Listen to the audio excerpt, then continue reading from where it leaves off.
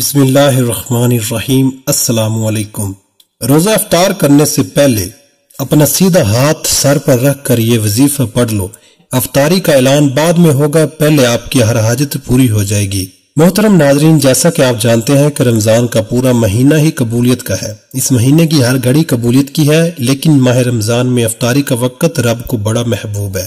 افطار کے وقت رب کو اپنے بندے پر اتنا پیار آتا ہے، اتنی محبت آتی ہے کہ رب فرماتا ہے کہ میرا بندہ میرے لیے سارا دن بھوکا پیاسا رہتا ہے، گناہوں سے باز رہتا ہے، اور پھر افطاری کے وقت رب کریم اپنے بندے کے منہ سے نکلی ہر بات کو پورا فرماتا ہے۔ اگر آپ بھی اپنی دعاؤں کو قبول کروانا چاہتے ہیں، اگر آپ بھی اپنے گھر کے حالات کو بہتر بنانا چاہتے ہیں، تو رمضان کے مہینے کا فائدہ اٹھا لیں۔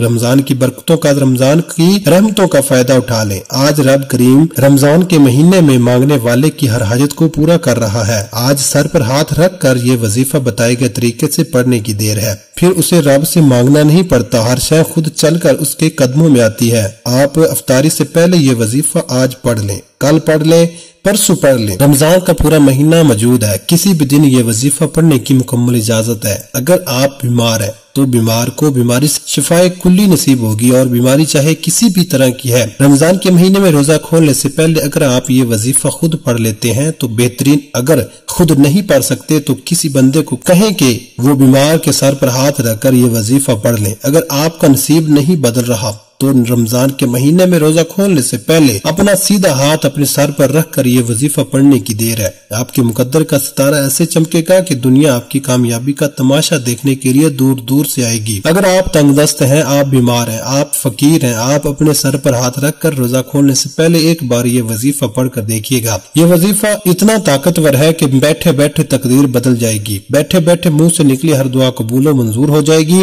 اور دوسرا، یہ رمضان کا مہینہ ہے، یہ کوئی نفلی روزے نہیں ہے، اور روزوں کا رب کعبہ نے حکم ارشاد فرمایا ہے، ان کا اجر و ثواب بھی اتنا ہے کہ جو بندہ رمضان کا روزہ رکھتا ہے، افطاری کرتا ہے، یا کسی کا روزہ افطار کرواتا ہے، رب کریم فرماتے ہیں یہ نہیں کہ روزے دار کو پیٹ بھر کے کھلاؤ، اگر آپ کسی روزے دار کو پانی پہ پلا سکتے ہیں تو اس کا ثواب اتنا ہے کہ لیلۃ القدر کی رات جبرائیل امین آپ سے مصافحہ کریں گے۔ اور رمضان کے مہینے میں کسی کی افطاری کروانا، کسی روزے دار کو حتیٰ کہ پانی پلانا بھی اتنا اجر و ثواب ہے کہ آپ کے پورے سال کے رزق اور دولت کا انتظام ہو جائے گا۔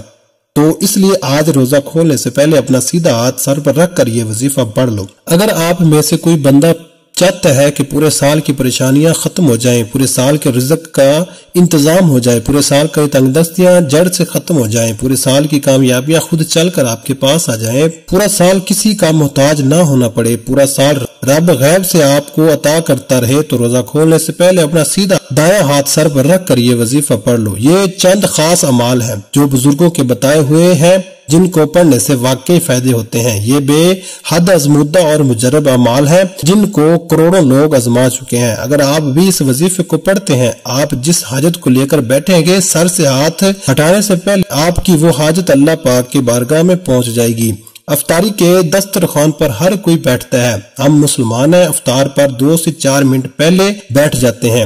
آج سے آپ نے کیا کرنا ہے؟ ویسے تو آپ افطار سے پہلے پورا دن موجود ہے، کسی بھی وقت یہ وظیفہ پڑھ سکتے ہیں، لیکن اگر سارا دن نہیں پڑھ سکتے تو افطاری کے دسترخوان پر بیٹھ کر بھی یہ وظیفہ پڑھنے کی مکمل اجازت ہے۔ آپ چاہے پاکستان سے ہیں، آپ انڈیا سے ہیں، آپ سعودی عرب سے ہیں، آپ بنگلہ دیش، نیپال، عمان، جاپان، دنیا کی کسی بھی کونے سے آپ کا تعلق ہے، آپ نے افطاری کے وقت یہ وظیفہ ضرور پڑھ لینا ہے۔ اگر آپ پہلے پورے دن میں کسی بھی وقت پڑھنا چاہتے ہیں تو آپ چاہے نماز فجر کے بعد پڑھ لیں، نماز ظہر کے بعد پڑھ لیں، عصر کے بعد پڑھ لیں، لیکن افطاری سے پہلے اس عمل کو لازمی پڑھنا ہے۔ اس وظیفے کو پڑھنے میں کتنا وقت لگ جائے گا؟ بامشکل 2 سے 3 منٹ لگیں گے، لیکن آپ نے اس وظیفے کو کسی صورت نہیں چھوڑنا۔ وقت کی نزاکت مد نظر رکھتے ہوئے آئیے آج کے اس خاص عمل کی طرف چلتے ہیں، لیکن اس سے پہلے آپ سے گزارش ہے کہ اگر آپ اس چینل پر نئے ہیں اور آپ نے اس چینل کو ابھی تک سبسکرائب نہیں کیا تو خدا را اس چینل کو ابھی سبسکرائب کر لیں، ویڈیو کو لائک اور شیئر کر دیں،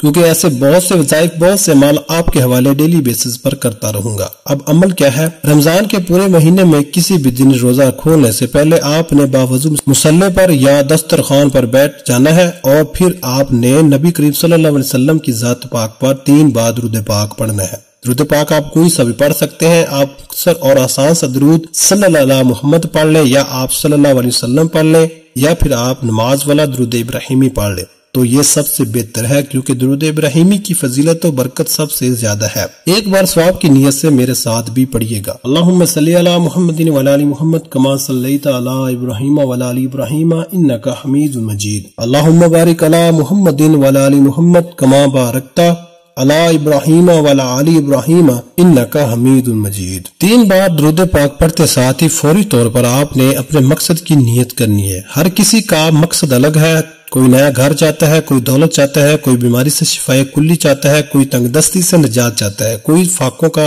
غربت کا شکار ہے۔ آج رب کریم سے افطاری سے پہلے جو بھی مانگو گے مل جائے گا، کیونکہ رب کریم فرماتے ہیں جو بندہ صبح سحری کرتا ہے سارا دن رب کی رضا کے لیے بھوکا رہتا ہے، افطاری کے وقت وہ جو مانگتا ہے فرشتے انعامات سے اس کی جھولیاں بھر دیتے ہیں، منہ سے نکلی دعا کو قبول فرماتے ہیں۔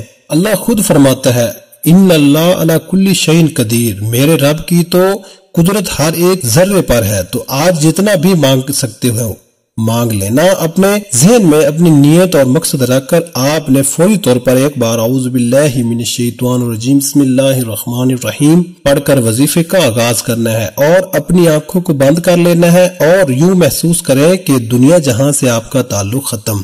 آپ روزہ رسول کی جالیوں کے قریب بیٹھ کر اس خاص وظیفے کو پڑھ رہے ہیں اور روزہ کھولنے سے پہلے اپنا سیدھا ہاتھ سر پر رکھ کر سب سے پہلے نمبر پر جو وظیفہ آپ نے پڑھنا ہے وہ وظیفہ رب کے ایک نام کا وظیفہ ہے، جس نام کی قسم رب کریم نے خود کھائی کہ قسم ہے مجھے اس نام یا فتاح کی، جو بندہ یا فتاح پڑھ کر اپنے رب سے جس بات کا اقرار کرتا ہے، جس حاجت کو طلب کرتا ہے، جس مقصد کا سوال کرے گا، میں رب اس بندے کی ہر حاجت کو پورا کروں گا۔ آپ نے یا فتاح کو ایک سانس میں پڑھنا ہے اور اپنا دایاں ہاتھ اپنے سر پر رکھ کر پڑھنا ہے، اور یا فتاح کو آپ نے ایک سانس میں پڑھنا ہے، بآسانی پڑھ لیا جائے گا۔ اگر کسی کا سانس ٹوٹ جاتا ہے تو وہ دوبارہ کوشش کر لے، جب تک وہ ایک سانس میں یا فتاح کو 7 بار نہ پڑھ لے۔ آپ نے کیسے پڑھنا ہے توجہ کیجیے گا۔ یا فتاح ایک بار، یا فتاح یا فتاح یا فتاح یا فتاح یا فتاح، اس طرح سے آپ نے کوشش کرنی ہے کہ 7 بار یا فتاح ایک ہی سانس میں پڑھ لے۔ صرف 7 بار یا فتاح کو پڑھتے ساتھ ہی فوری طور پر دوسرے نمبر پر جو وظیفہ آپ نے پڑھنا ہے وہ وظیفہ ایک قرآن سورت کا وظیفہ ہے۔ اب یا فتاح کو پڑھ کر آپ نے رب کو راضی کر لیا، رب کو منا لیا۔ اب اگر آپ اپنے کسی بھی مقصد میں عروج، کامیابی اور ترقی چاہتے ہیں، اگر آپ خزانے لوٹنا چاہتے ہیں، اگر آپ اپنے گھر کو جنت بنانا چاہتے ہیں، اگر آپ اپنے پورے سال کے رزق، پورے سال کی خوشیاں، پورے سال کی سلامتی اور حفاظت کو سمیٹنا چاہتے ہیں، پورے سال کی محتاجیوں سے بچنا چاہتے ہیں،